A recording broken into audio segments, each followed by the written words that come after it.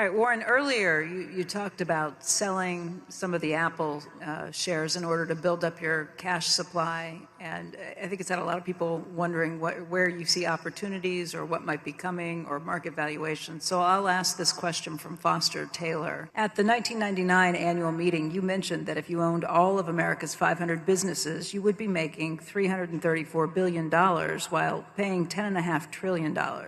You emphasized that this was not a good return on investment. Today, by my math, the S&P 500 has a market capitalization of around $44 trillion with profits of around $1.45 trillion. This is a very similar return on investment to the 1999 levels. Do you see similarities in the market today and the 1999 levels? Well, one thing has changed dramatically from 1990. I misunderstood on the 1999, but there have been times in my life that I've been awash in so many opportunities that I could have invested everything by nightfall, and then there's other times when the year goes, well, not in the early days, but now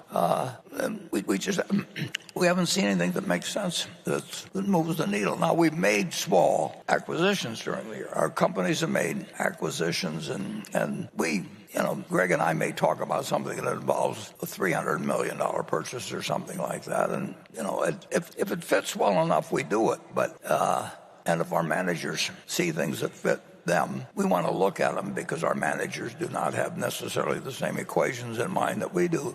But there's some managers which we would end up just say, whatever you decide to do, and then there's other managers that would not know how to allocate capital particularly, and that they don't have to be able to be great capital allocators if they happen to be great at serving customers and understand their own industry and all of that. They can be great managers. And a good many of them aren't capital allocators, and others are. But this is not a time when the phone is going to be ringing often, but there are times, and Greg will know how to handle them as well or better than I have over time. And Charlie and I, we missed a lot of things, and what we really regretted was missing something that turned out to be very big. We never worried about missing something that we didn't understand. I mean, why should we be able to predict the future of every business any more than we can predict what wheat yields are likely to be in Illinois next year? Well, not wheat in Illinois, wheat in Kansas, but corn in Illinois. So I don't really think of whether it's similar to 1999 because I'm not that good on chronology anyway, unless something really dramatic happened at the time. I mean, I remember things from 2008 and 9 much better than I remember whether something happened in 2015 or 1987 well, 1987 I remember because of October 19th. But I don't think that way. I just look at what I can do every day. Greg? I'm going to have to use it. Nothing to add. Okay, well, we'll go to station 2.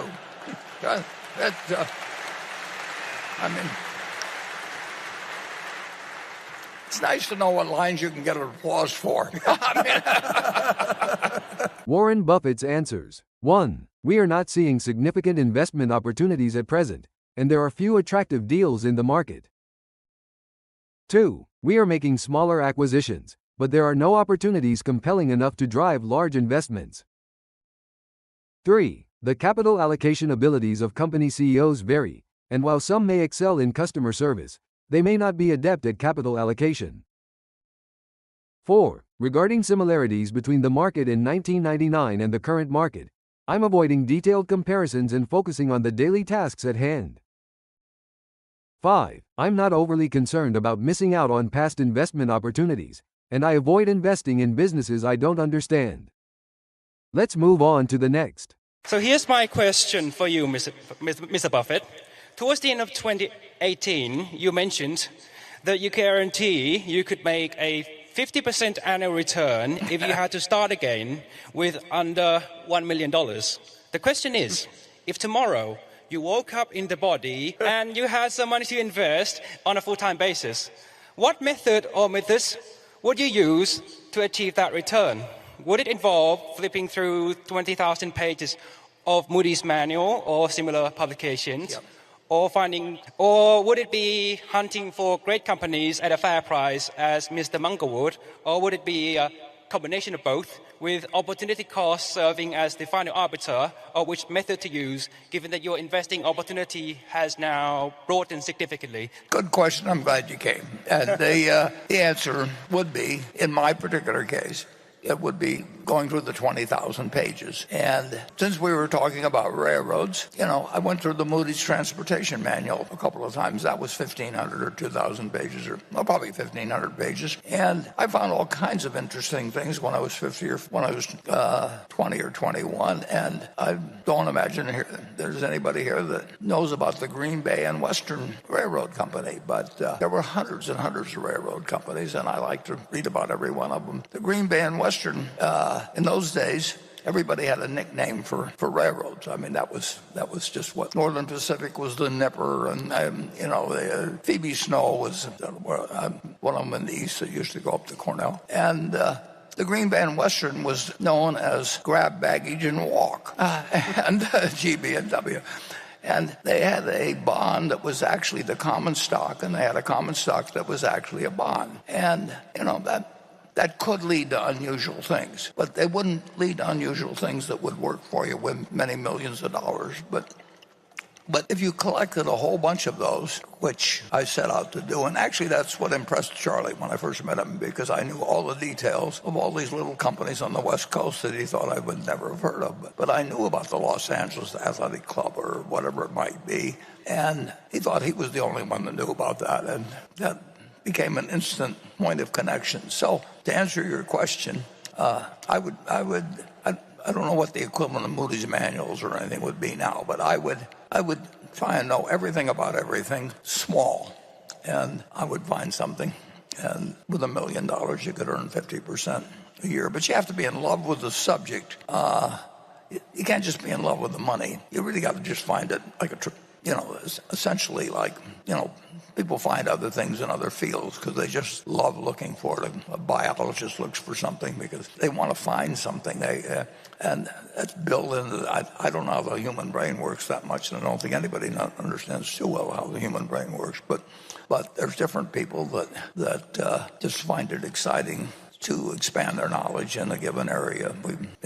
I know great bridge players. I know great chess players. Actually, Kasparov came to Omaha and met Mrs. B. I've had the luck of meeting a lot of people that are unbelievably smart in their own arena and do some unbelievably dumb things in other areas. So all I know is the human brain is complicated, but it does its best when you find out what your brain is really suited for, and then you just pound the hell out from that point. And that's what I would be doing if I had a small amount of money and I wanted to make 50% a year, but I also wanted to just play the game. And you can't do it if you don't find the game of interest, whether it's bridge or whether, whatever it may be, chess, or in this case, finding securities that are undervalued. But it sounds to me like you're on the right track. I mean, anybody that'll come all the way to this annual meeting has got something in their mind other than bridge or chess. So I'm glad you came, and come again next year. Summary of Warren Buffett's answer. 1. Investing strategy for small capital. Focus. Finding undervalued small companies by deeply researching them, similar to how he used to read the Moody's Transportation Manual extensively. Method. Deeply researching, understanding, and investing in overlooked companies in niche industries. Example. He used to be familiar with all the small railroads on the West Coast, even their nicknames, which impressed Charlie Munger. 2. Key to success. Passion. You really got to just find it like a trip. Because they just love looking for them. Love of the game. You need to enjoy the process of finding undervalued companies and be driven by a love for knowledge and understanding. Specialization. Find what your brain is naturally suited for and focus on that. 3. Similar to other fields, biologists find joy in searching for and discovering new things in their field. Chess players exceed in their specific area of expertise. 4. Human brain. Complex people can be incredibly intelligent in their own areas but struggle in others.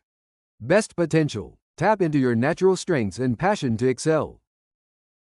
5. Buffett's advice. Enjoy the game, embrace the process of searching for undervalued securities. Come back, return next year for the annual meeting.